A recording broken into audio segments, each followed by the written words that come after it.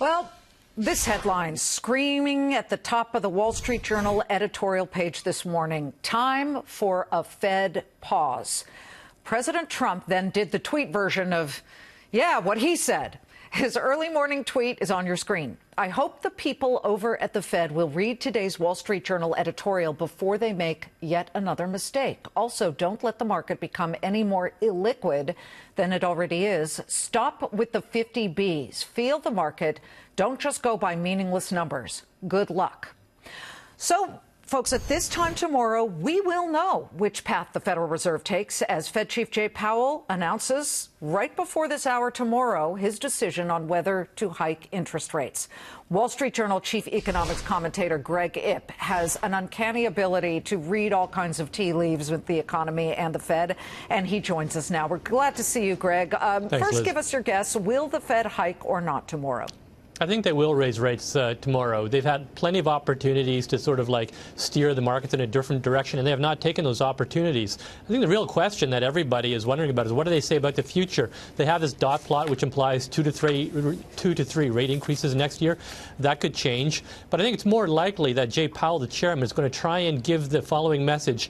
I have nothing to tell you about what we're going to do next. The economy and the markets and everything we see out there will guide our decisions in the future. We are data dependent. The market will have to get along without without us holding their hands.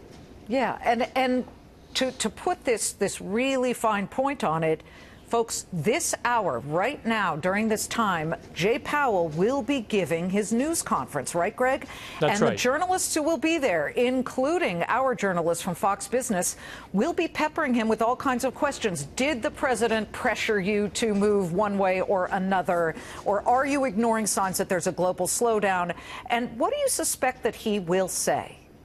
Look, I think the reason there's been so much chatter about why the Fed ought to pause and a lot of worries because the markets have been very unsettled. The stock market has come down quite a lot. And if you look at the bond market, it's giving us a nearly flat yield curve. And in the past, it's been a fairly reliable indicator of a recession eventually. The Fed is aware of all that. And I don't doubt there's a lot of people there that are also bothered by it.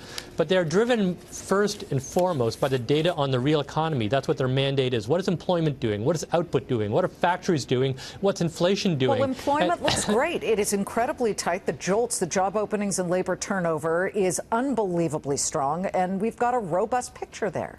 Exactly. If you look at all the data, Liz, it's really difficult to find any corroboration in that data that something is going wrong with the economy. We just had a very strong retail sales report for November. It looks like we're going to have a fourth quarter that's around 2.5%, which is a pretty good growth rate. So the Fed has been telling us over and over again that they care about strong growth, low unemployment, stable inflation. They can't really sort of like give us that message and then depart from the policy path that message dictates just because they're worried about the markets or what the president said. There is a lot of worry, and the president is quite vocal through Twitter and through walking before the cameras. He's completely very open about doing that on most days to talk about these things. And he is concerned, obviously. He's very sensitive to market movements, and he probably doesn't want to be blamed having shouldered the gains of the market. You know, if you own the move up, you got to own the move down in certain ways. But it almost seems like he wants to shift that to the Fed. And maybe he's right if they do hike, and they shouldn't. Should they, though? You know, you wrote recently about a recession coming that might be a self-fulfilling prophecy. Can that really happen? I guess it could happen if enough people worry about a recession. They may behave in such a way as to actually make it happen. On the other hand, if the Fed worries enough about a recession, it may behave in such a way that it doesn't happen. These are tricky things, Liz. I've been following the economy for quite a few decades now. I look at all the facts before me and I see the following. I see an expansion that's nearly 10 years old. You know, expansions don't die of old age, but they do develop life-threatening conditions. I see a yield curve that's starting to invert. I see housing weakening. Those are all precursors to a recession. But I don't see the excesses like we had in the housing market back in 2007 or the stock market that we had in the year 2000. I don't see confidence declining, purchasing managers indexes or anything like that signaling that. I see an economy that is almost bound to slow because we had this like jolt from fiscal stimulus this year, but that's normal, to be expected and appropriate. So at the moment, I think I trust the folks at the Fed, like Jay Powell, to take all this information on hand and do the right thing. He's in a tough position, isn't he? Yeah, Yep, that's what he signed up for. We should point out that the Wall Street Journal editorial page is completely separate from the Wall Street Journal news section. Journalists are separate from opinion and editorial. So you, of course, are one of the journalists there. I do need to point out to our viewers that we don't just assume that people understand that when the president says 50 Bs, that they understand what he means by that. That is 50 billion, and it kind of harkens to the Federal Reserve and its tapering of all of the bond purchases, correct? And you look at the pullback, rather, of the Fed balance sheet. Can you explain this a little bit? Sure, Liz. In fact, I think this is an important point that is not fully appreciated, which is that the Fed is tight. First of all, the Fed eased monetary policy in very unconventional ways. It lowered rates to zero. It uses forward guidance, that is to say open mouth operations, telling us where rates would be going. And it did this bond buying, so-called quantitative easing. And so to extract itself from those unconventional policies, it's doing three separate things. First of all, it's raising short-term rates. It's running down those bond holdings, getting rid of some of those bond purchases, what you might call quantitative tightening. And finally, it's getting rid of the forward guidance. That's what I was referring back to. Data dependency means we're not going to tell you what we're going to do.